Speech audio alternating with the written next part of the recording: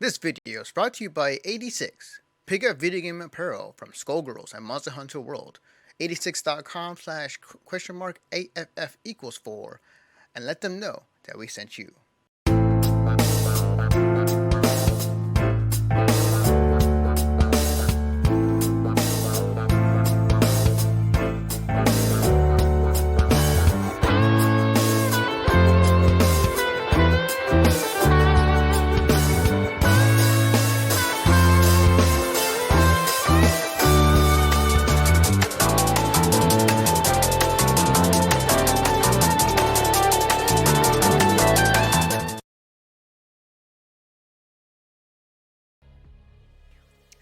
Hello, everybody. Welcome to another episode of Mission Star Podcast. I'm your host, Anthony Bionis.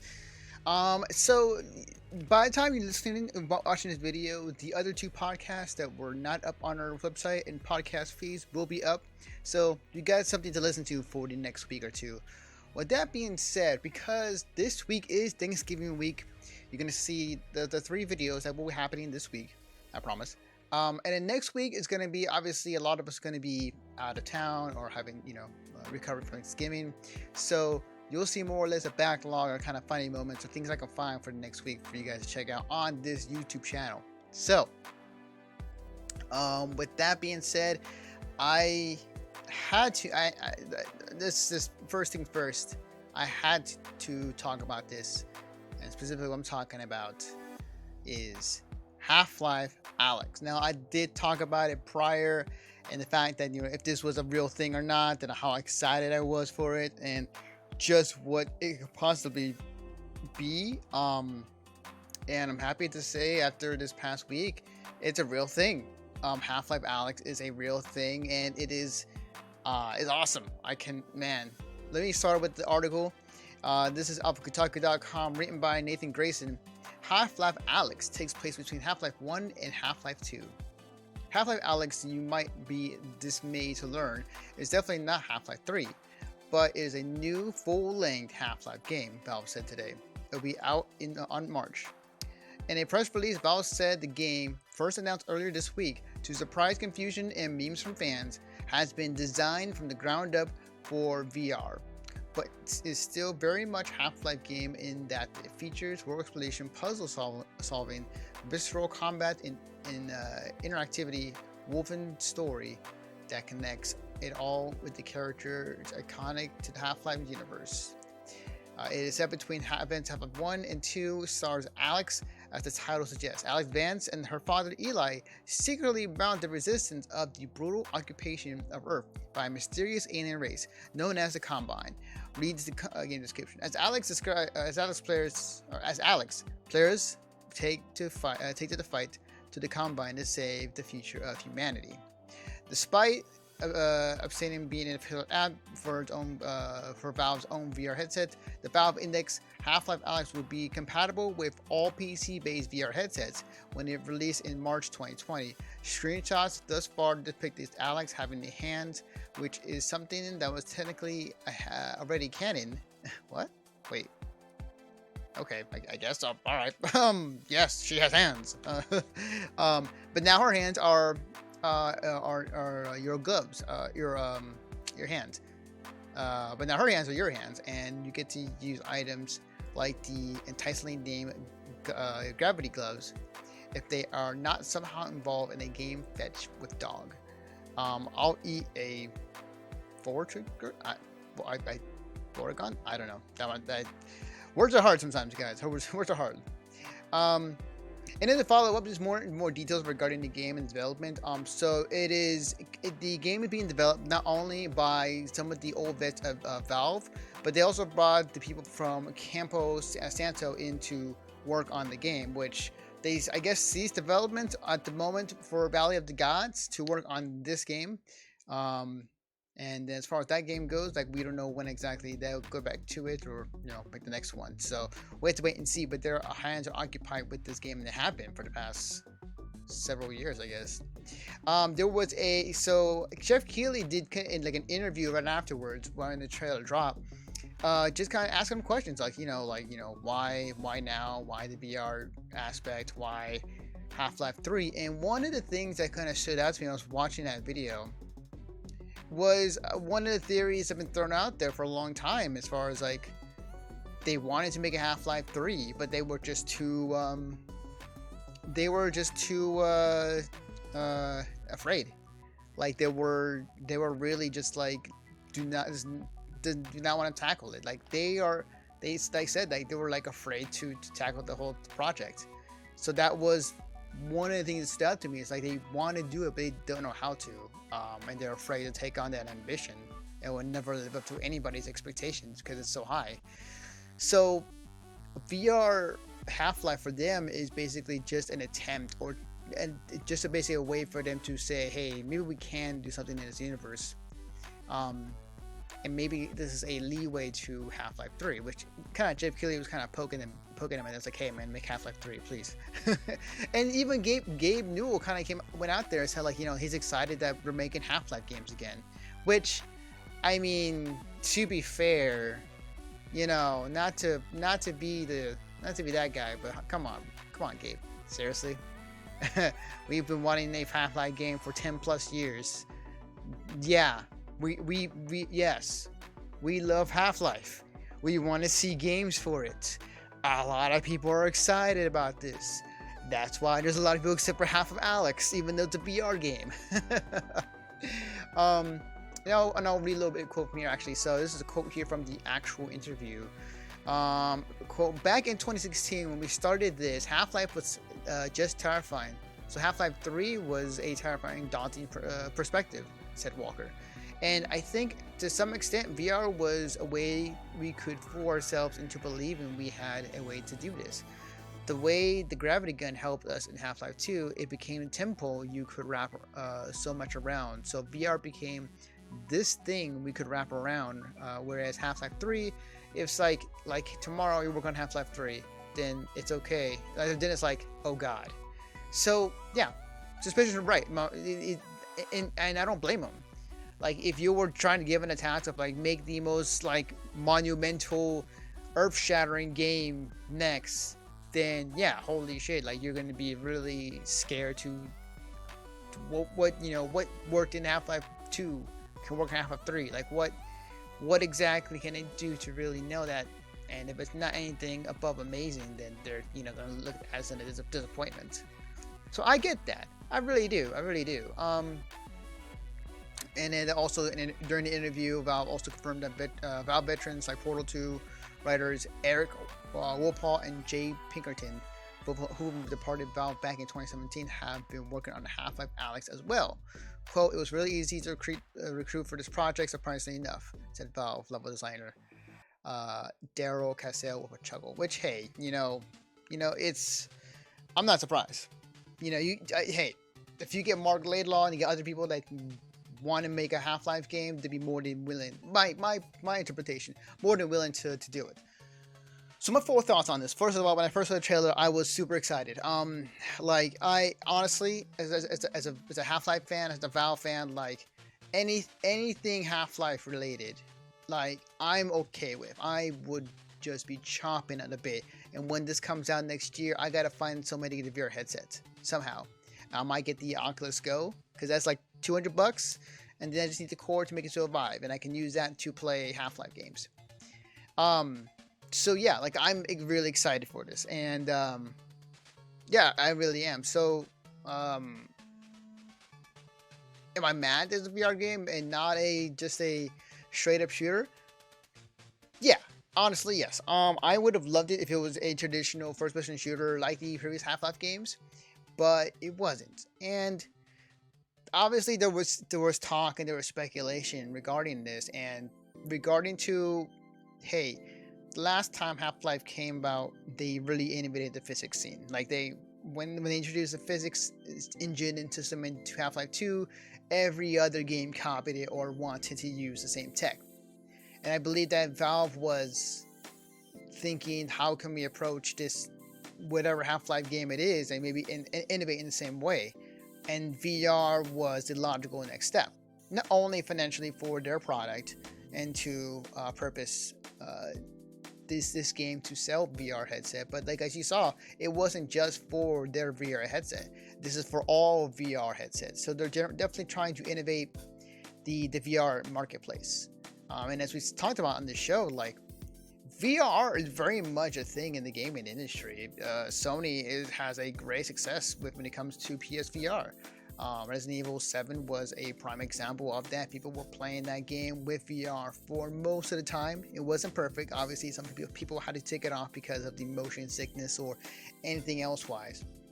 But there were a lot of headsets that were sold on PSVR.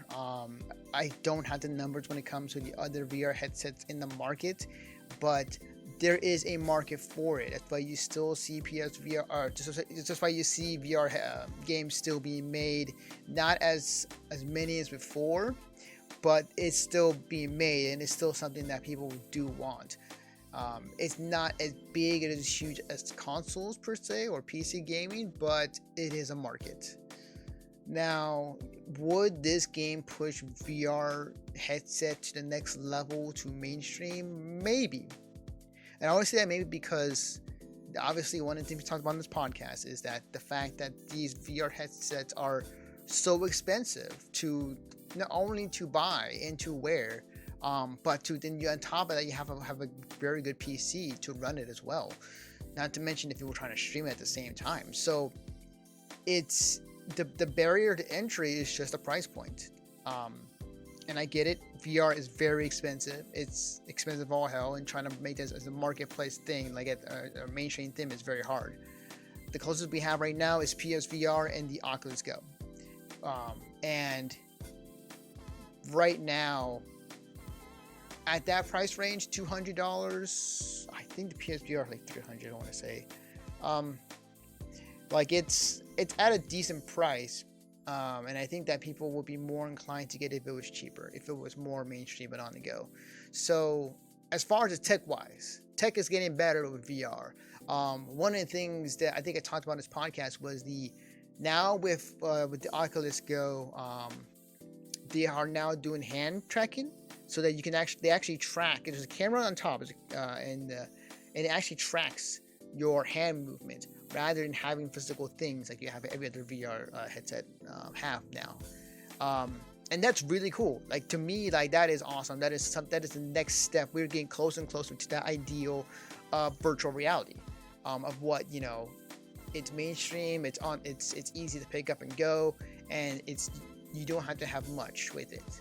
That's the goal. That's the general thing in my perspective to have. It's like, hey, it'd be really cool if VR was easy to take, does not require you to be tied to computer or wires where you might trip over yourself and break the headset and the PC at the same time.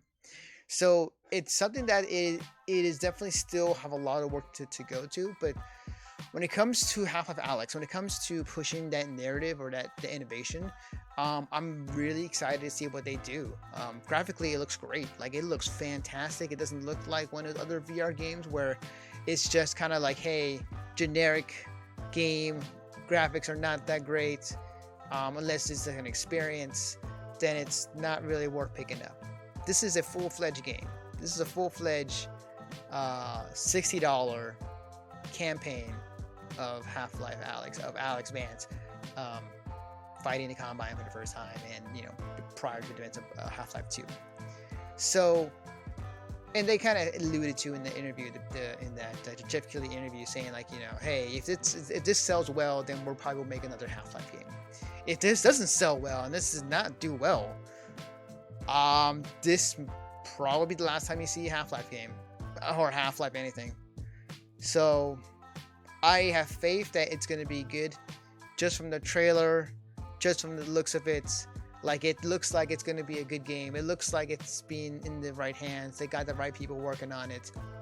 And we'll have to wait and see when it comes out in March. March is going to be a hell of a year. Holy shit.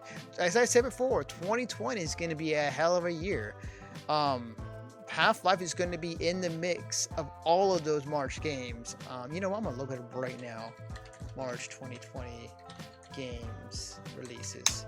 I'm just going to look it up right now and see what the hell is coming out in March.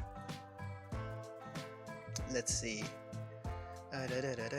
January, February. Okay, so here's the list. Here's the list in March. So, in 2020, in March, this is about Wikipedia, by the way. You know what it is. Let's see. First off, Final Fantasy VII Remake. And not in this order, by the way. Final Fantasy VII Remake, Noah 2, Animal Crossing, New Horizons, Doom 64, Doom Eternal, Bleeding Edge, and Half-Life Alyx. A hell of a lineup in March. Holy shit. Like, I'm looking at that list. 1, 2, 3, 4. That is 4 other huge games within that month. Does it say when exactly? Hang on, let me see if I can find the release dates. So, March 3rd for Final Fantasy VII Remake at this moment. Noah 2, we got... Let's see. Hang on. Let's see. Oh, that's weird. Oh, it's for Noah. Hang on. I get the link wrong, maybe? No, weird. Huh. They don't have anything for Noah 2. Okay, so nothing on Noah 2 is like regarding... Animal Crossing... the New Horizons coming out on March 20th, the same day as Doom Eternal, by the way. And then Half-Life Alyx is March, but no exact timetable when. So yeah, like yeah, it's going to be no dark here, by the way, guys. There we go. Sorry about that. You know, I'm just talking to a dark video, but like yeah, like so it's gonna be a packed month for March.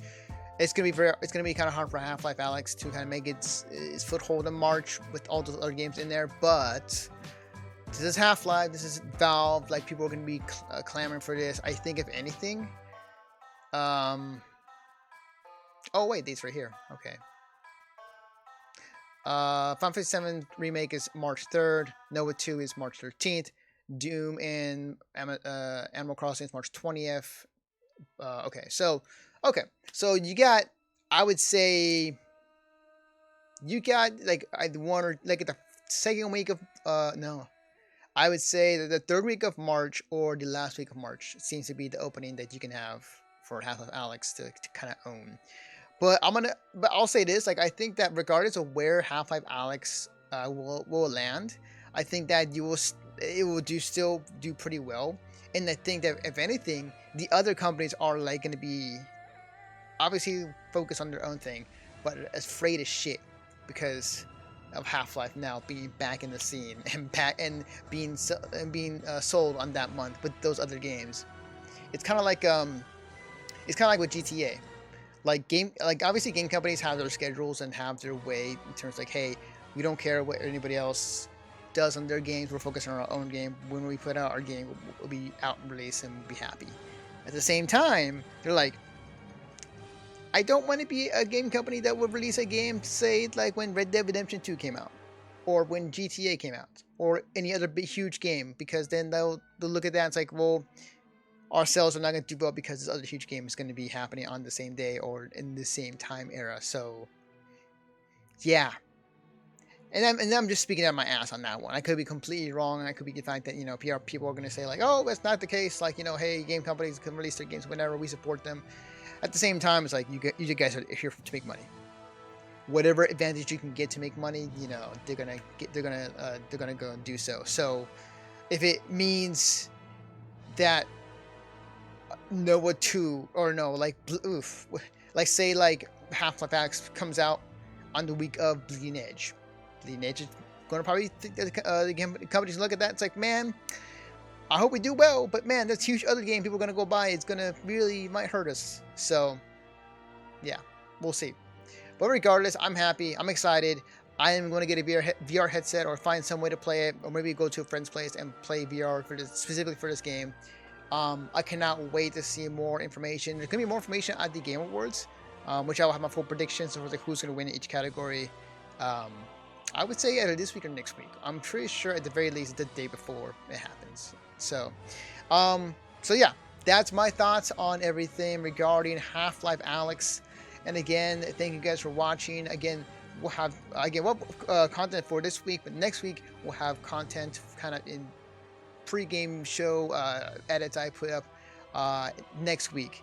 since we'll all be back from Thanksgiving, and we need to recover from all the food that we'll be eating and digesting, and time with family. That's why too.